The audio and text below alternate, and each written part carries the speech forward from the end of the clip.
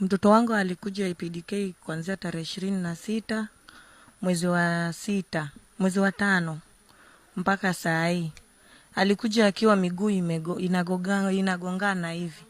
Lakini nashukuru Mungu, mtoto nilipomleta kama mnaweza ona, sasa hii miguu imenyooka na sasa hii ako sawa. Ametolewa plasta na anangoja kuenda kufanyiwa x-ray kesho Potris, alafu arudi aanze mazoezi ya tembee. Mimi nimetoka kaunti ya Migori combine na Kisumu. So nilikuja huku naishi Changamwe. Na umetoka mbali, ulijuaje IPDK? IPDK iko Mombasa paka Migori huko, ulijuaje hapo?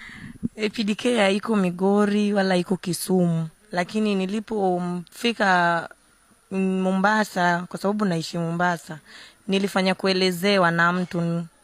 Lakini vile nilifika IPDK, walinipokea vizuri na mtoto mpaka sasa hivi, na bado tunatarajia mapokelezi mengi zaidi kwa kuhusu mtoto ni huyu.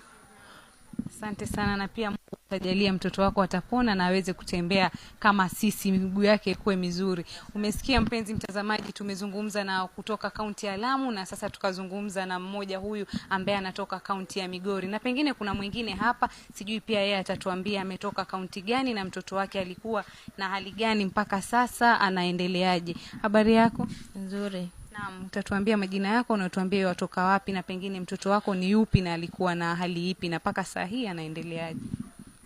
I'm Pauline Ochola from Homa Bay. I have 5 children. All were operated. So 3 were operated and 2 have not been operated.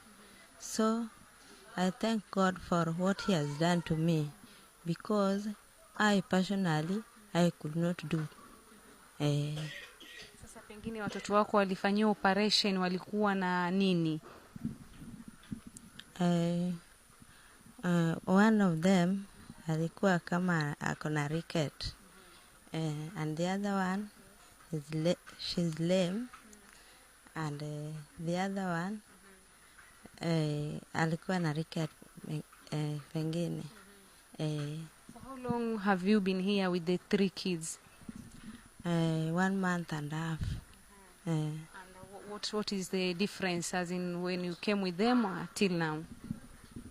There is a change, because at this moment they can use a walker to walk, and there is a